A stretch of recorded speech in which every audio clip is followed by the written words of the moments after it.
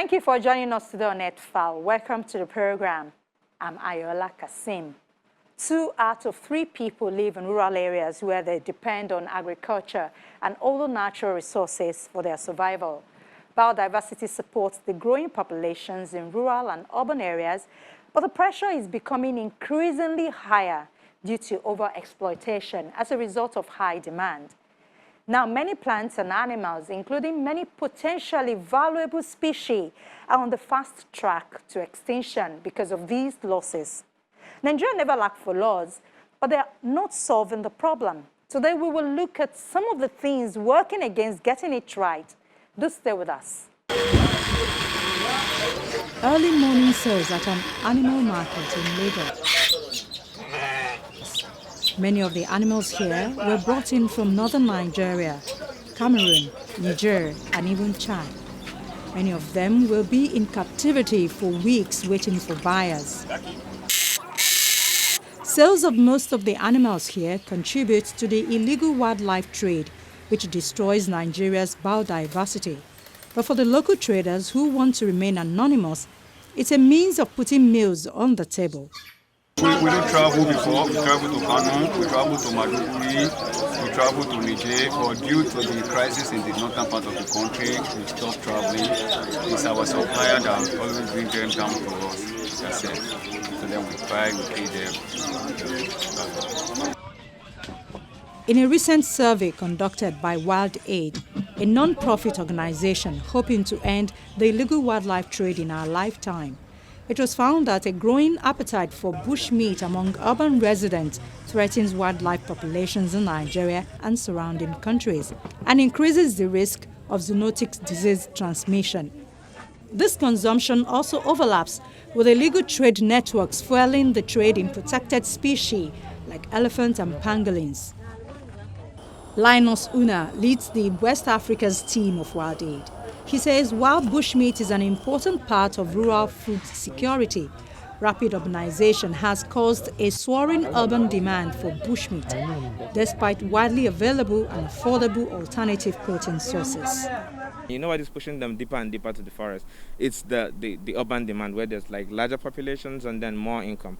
So if you're able to cut this off, obviously like it becomes something that's restricted almost to where they belong. And then again to mention, you have other NGOs who have been working, really trying to like maybe recruiting hunters as like guardians of the forest, hunters to like protect. I mean, it's something that is still evolving, but I mean, we are looking forward to a time where you would have a lot of people like getting alternatives as much as they want. I mean, it's like a journey still in progress, a work in progress, really. We are not yet there, but obviously we'll get there.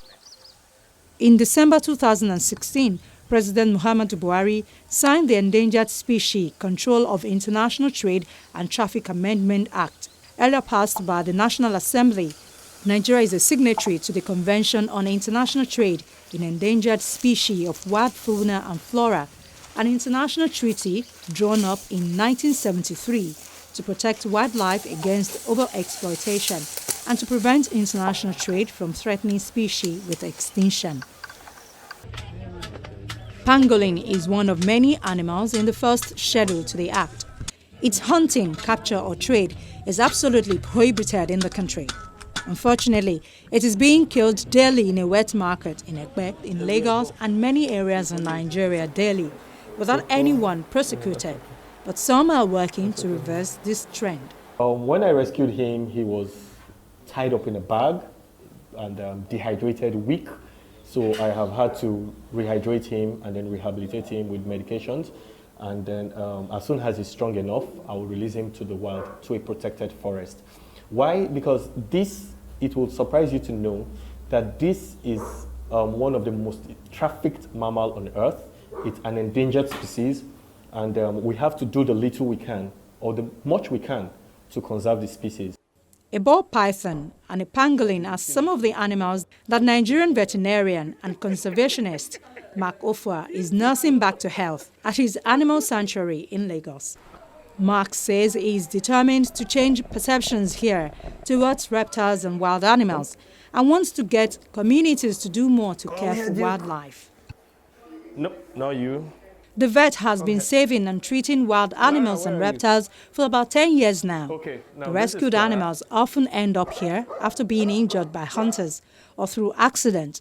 Others are attacked by people trying to protect themselves. Mark runs a rehabilitation center which also serves as a clinic for pet owners. Over 30 different animals are housed here, from pangolins to civets, baboons, turtles, and even stray dogs. He places domestic animals up for adoption and returns wildlife to protected forests once they are rehabilitated. Mark also goes around schools sensitizing students on the need to protect wildlife. He encourages people to contact him whenever they come across snakes and other dangerous animals instead of attacking them. Pangolins, which is my passion. He's today working with Wild Aid in Nigeria to create awareness in major cities across the country to change behavior and improve enforcement of existing wildlife laws. Our forefathers started with gathering and hunting. At a point, something informed them and they started farming. And they passed this farming to us. But we obstinately held on to the hunting part. Now, there is a reason why we should do more of farming than hunting. In farming, you're actually reproducing for consumption, but in hunting, you're taking from a fixed stock. So the message we're passing is, with the uncontrolled hunting, that's the word, that's the major word actually. If it were controlled, and you say, okay, we have hunting seasons, then nature would have time to recover, to reproduce, to replenish. But because the hunting is uncontrolled, we are taking away from a stock, from a resource. We're taking indiscriminately from a resource, and with time we are introducing a factor known as extinction. Some of these animals are not able to reproduce fast enough to replenish the rate at which they have been taken off, and what happens is they die off and they become extinct. Nigeria is home to a rich presence of wildlife species, which include over 274 mammals, 941 birds, 109 amphibians, 135 reptiles, and 5,209 species of flowering plants. These species of plants and animals are very often the target of poachers and traffickers. The high poverty rate among the country's rural population also makes it difficult to ensure protection of its flora and fauna. Lack of awareness of the importance of the protection of the biodiversity resource is one of the major threats to conservation efforts. I want to emphasize that while we are focusing on urban consumers, it's quite different from what you find in rural areas where it's so much about sustenance. It's almost like what they have. But I mean, in urban areas like Lagos, the alternatives are just numerous. And some of these people, because they live really far away from the forest where some of these animals are harvested, they do not know what impact their choices are having on wildlife populations and forests. And that's why we are targeting this group, because we know, I mean, they don't have anything to lose as much as we know. And for bushmeat traders as well, you would see in our recommendation that, I mean, 98% of the people we spoke to said they knew alternatives like chicken and fish exist. But of course, you know the Nigerian story. Local production is usually not able to meet the demand. So if you're able to transform these sectors sustainably, you would be able to provide jobs for people, even if they are not rearing chickens. They might be in the middle selling them. The locals I've spoken to, the hunters, the bushmeat sellers, they do not have this perception of extinction. They do not think that this wildlife can finish. They believe it's put there by God, and when it's getting low in supply, God will replenish. It doesn't work that way. God has given us biology, reproduction. These animals are supposed to replenish themselves.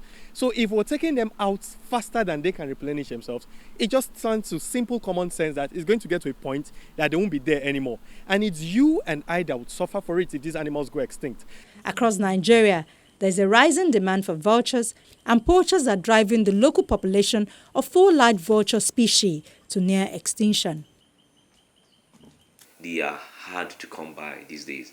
The one that you can find easily these days are the hooded vulture. And I tell you what, the hooded vulture, the decline was so dramatic that at the point in time, it was least concern. It was listed under the IUCN Red List as least concern. Within a few years, it jumped from least concern to critically endangered, to show you how the remarkable decline has happened within just a short time. So it's something that we need to call people's attention to. and so that we will be aware of the harm that we are doing. It may not eventually affect us, but it's going to affect the generation after us. There are no environmental sanitizers who will clean up the environment of diseases. We're exposing the future generation to a situation where we will not find, they will not have the biological control in terms of those diseases. Vultures have had a tough time in the public eye. They're saddled with cultural perceptions relating to death, decay, and maliciousness. On top of this, some species are not renowned for being the prettiest. Vultures are the outcasts, left lacking the compassion that we feel for the plight of the endangered lion, eagle, or panda. In a survey conducted by BirdLife International, 75% of people think of vultures as dirty undertakers. They thought that they circle helpless prey, a common theme. Conversely, these cautious creatures are themselves the ones that are helpless to the threat of human persecution. But vultures are the rarest unsung heroes. You can think of pack of feral dogs, rats, and less efficiently consumed carcasses. How would your local environment look and smell if the garbage disposal team disappeared also? An African safari tour would not be quite the same with hundreds of unconsumed carcasses around. A vulture in his lifetime does an ecosystem service, what we call an ecosystem service, worth over $11,200 in its lifetime. You could imagine how many vultures are doing that, and you can imagine what it will accrue to the economy of a country. So they play a vital role. But because we think that, oh, they are just there scavenging, we don't know what they do for us. Actually, they do a lot for us. And the danger is that because they are declining, because they are no longer we are no longer found as they used to be, that's where we are trying to cry, let's cry out. These things are going into extinct, and it's going to put the human population in jeopardy. Experts have conversed for more efforts to combat degradation of forests, which will in turn protect the wildlife and Nigeria's biodiversity. We try as conservationists to preach sustainable use. Sustainable use is simply put in my professor's language: chop today, chop tomorrow. So you cannot just finish everything at once. You need to be able to take today, and then you have enough to take tomorrow, and also to leave for the future generation. Yeah, that's just sustainability. Is using something that would not jeopardize the future generations' access to those things as well. Yeah, so it also applies to vulture. If we must use them, we should use them sustainably. Because sometimes you find in some markets, some vulture markets, you find literally thousands of birds lying down. Nigeria is a biologically diverse country with good patches of lowland rainforest in the south to semi-desert in the extreme north. As a result of this, there is much of interest for the birder to see. Over the last 3 decades, Nigeria has witnessed unprecedented destruction of its natural resources so that less than 3% of the original rainforest cover now remains, and large areas of savanna woodland in the north have been converted into farmlands. With a growing population, the pressures are unlikely to abate, so that the future survival of the country's fauna resources is likely to be dependent on the maintenance of its 8 national parks and the various game and forest reserves throughout the country.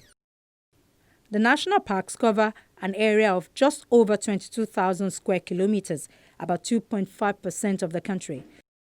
So there is a pressing need to upgrade some of the other reserves into parks to ensure that all habitat types are adequately protected within the park system. Unfortunately, most forests and game reserves throughout the country receive little or no protection, so they are being destroyed at an alarming rate. Even in the national parks, poaching levels are a matter of concern, although the habitat in the parks has been largely spared to destruction elsewhere. The poaching pressures throughout Nigeria have led to the demise of many of the larger birds in Nigeria. Apart from birds, it is now almost impossible to see any large mammal outside of the national parks. So if the country is to retain a representative selection of its fauna resources, it is imperative to ensure that the parks are totally protected. Faced with enormous threats, including hunting for bushmeat, wildlife species in Nigeria have declined dramatically over the past 50 years. Today, Wild Aid says Nigeria has fewer than 50 lions, 100 gorillas, 500 elephants, and between 1,400 to 2,300 chimpanzees left in the wild. Between 2016 and 2019, over half of the pangolin scales seized globally came from Nigeria. The illegal wildlife trade is estimated to be worth between $7 billion and $23 billion annually. Uganda used to really have these similar problems with Nigeria, but their wildlife laws are really, really strong. I mean, recently we heard of someone who was jailed for 12 years for killing a gorilla. I mean, it can never happen here, I mean, it was like that a couple of years ago, but a lot has changed. And with that kind of result, I think it gives us that confidence that we would be able to get to that level within that 3 years. Professor Adeshola Adepoju is the Director General of the Forestry Research Institute of Nigeria in Ibadan. And he points out that many people are not aware of the conventions and laws protecting wildlife in the country. He's also leading efforts at the Institute to increase awareness. We took the farmers away from using chemicals on the forest to kill the fish, establish fish pond for them, stock it, and allow them to run it to maturity. And their first net revenue was about 1.5 million. So that completely banned them or took them away from using chemical.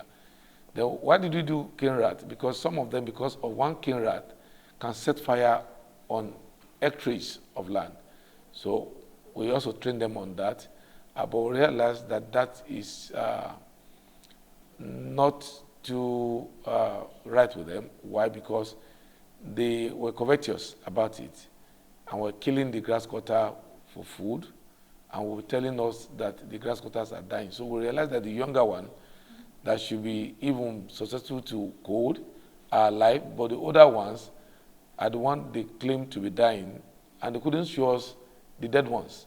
So we discovered that it was dying to their pot. And so we changed that to rabbit, because rabbit is more prolific in childbirth, and so that's what is there now. So we focus the schools there with the mushroom, so that we can let the pupils and the students realize that even while in school, you can still earn a living, and that they are still running up to today in those schools. I think, and the business women there, we set them up on snaring, and that's what they are still practicing up to now. And so that's how we're able to take 200 of them out of joblessness and to keep them busy. Dr. Joy Amadi heads 9 sections of the Sustainable Forest Management Department at the Forestry Institute. Their work here is to find ways in which man can live comfortably with nature without tilting the balance of the ecosystem. Well, with urbanization, yes, the forest will be cleared, but there's something called urban forestry. Yes, if you are able to plant trees within your compound, it will also generate the oxygen we need. So we encourage people, even if you are building, yes, try to put some stands within your compound that will encourage afforestation at the same time, and it will help the environment. Feel it. I've supported it. But the road to success seems long and hard.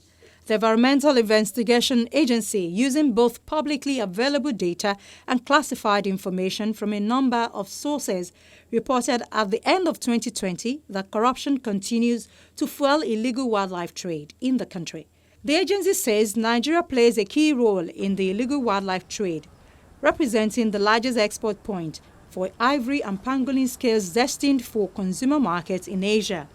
Its research and analysis of seizure data indicates that Nigeria has been implicated in the trafficking of at least 49,983 kilograms of ivory and 161,403 kilograms of pangolin scales, the equivalent of more than 7,400 elephants and hundreds of thousands of pangolins. Although less prominent, rhino horn is also trafficked through Nigeria, and the country is linked to at least 114 kilograms of rhino horn seized elsewhere.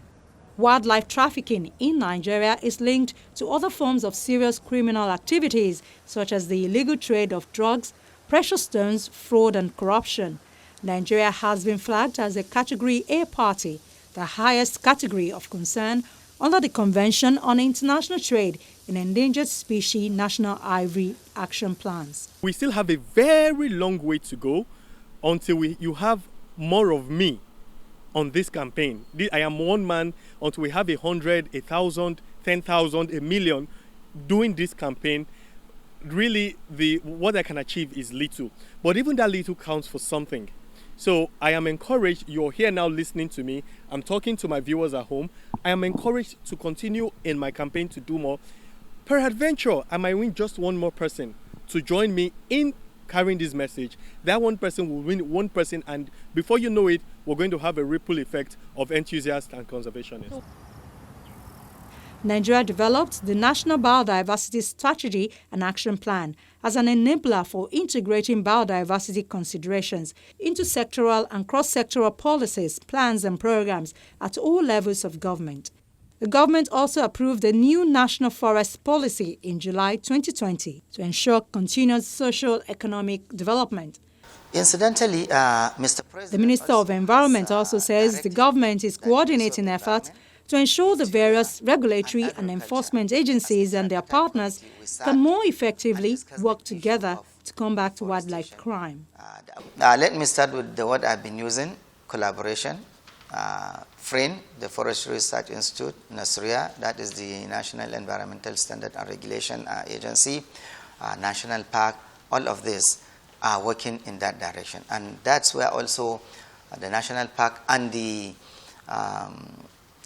interior come in, so that we understand that people, yes, just as people cut wood to use it for energy, a lot of people think that their only source of meat is the bush meat, and that is more of a challenge where I guess you can call it a non-point pollution, because you don't know where people will go in.